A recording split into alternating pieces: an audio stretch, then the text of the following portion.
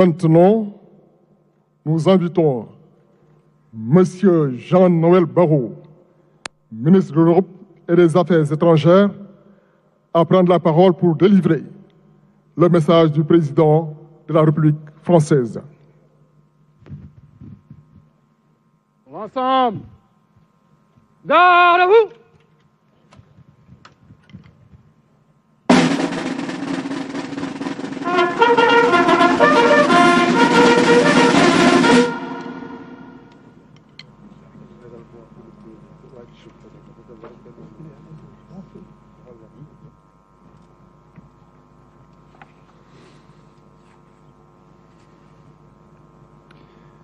Monsieur le Président de la République du Sénégal, Messieurs les Présidents,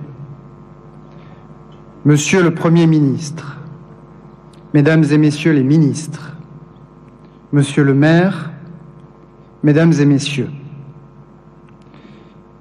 ils venaient du Sénégal, des Comores, du Congo, de Côte d'Ivoire, du Gabon, de la Guinée, de Madagascar, de Mauritanie, du Niger, du Tchad, du Togo, de ce qu'on appelait encore à l'époque la côte française des Somalies, le Dahomey, la Haute-Volta, l'Oubangui-Chari ou le Soudan français. Quittant leurs terres d'Afrique, leurs villages, leurs familles et leurs enfants, ils répondirent à l'appel de la liberté quand la France fut à son tour, dans cette lointaine Europe, envahie par l'Allemagne nazie. Enrôlés ou engagés par amour de la France, ils se couvrirent de gloire sur tous les fronts de la bataille de France. À Sedan, Bar-le-Duc, Neufchâteau, Rohrbach, Somote, à Amiens, à Bouglin-Val, à Aubigny, c'est en héros que les tirailleurs sénégalais écrivirent cette page de notre histoire, repoussant courageusement les coups de boutoir de l'ennemi, malgré l'écrasante supériorité de ses moyens. S'illustrant au combat par des exploits sanctionnés, par de si nombreuses citations et décorations militaires. Tant d'entre eux furent tués, portés disparus ou blessés au combat. Plusieurs milliers furent lâchement exécutés par la Wehrmacht après lui avoir fait subir de lourdes pertes. Plusieurs milliers encore restèrent emprisonnés dans les Vosges, dans la Marne ou en Bretagne, dans des camps allemands. Les plus valeureux trouvèrent au fond d'eux-mêmes l'incroyable courage de s'évader, de gagner le maquis et de poursuivre la lutte jusqu'à la victoire.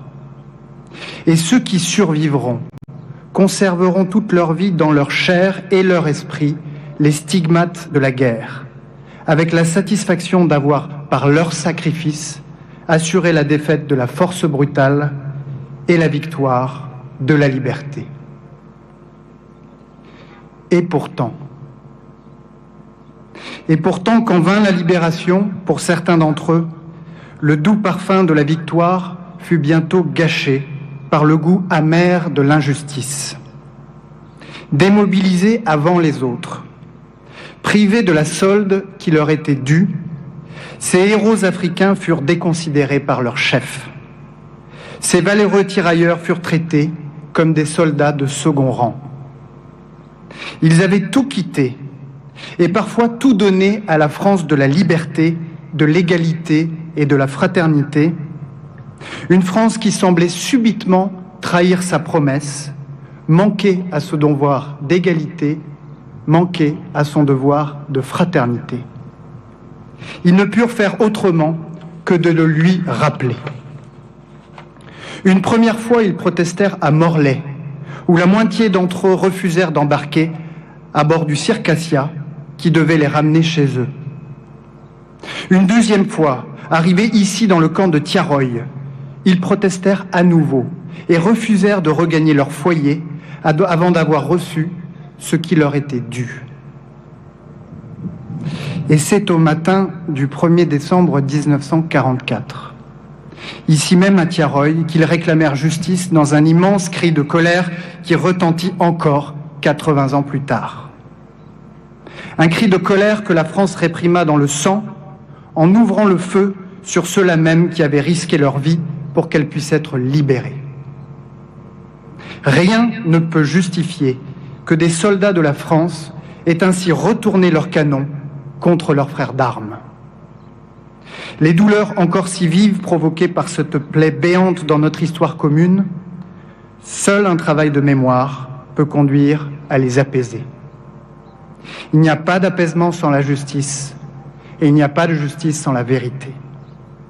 La vérité, l'histoire et la mémoire ne sont pas des postures, mais des processus portant une part de complexité devant lesquels nous ne devons pas reculer.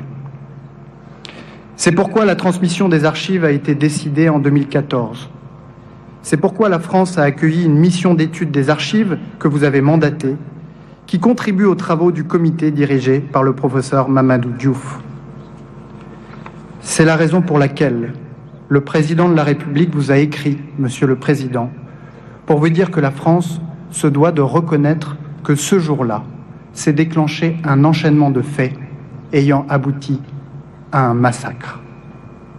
Et si la France reconnaît ce massacre, elle le fait aussi pour elle-même, car elle n'accepte pas qu'une telle injustice puisse entacher son histoire. Inclinons-nous devant les 202 stèles blanches du cimetière de Thiaroye, plantées dans la terre rouge du Sénégal comme une invitation permanente à œuvrer pour la justice et la vérité partout et en tout temps. Puisons dans ce travail de mémoire et de reconnaissance la grandeur d'âme, le dévouement et la dignité de ces hommes, de ces témoins du monde nouveau qui sera demain, que célébrait Senghor. Cultivons l'amitié entre le Sénégal et la France sur les fondations d'une mémoire qui rassemble plutôt qu'une mémoire qui divise.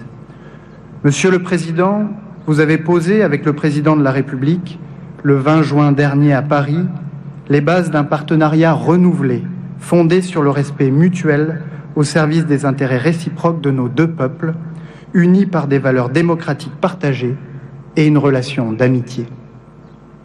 Inventons ensemble ce nouveau dialogue, franc et respectueux des intérêts et des valeurs de chacun, transparent sur les objectifs, juste quant à la réalité des actes, juste quant aux récits qui les entourent.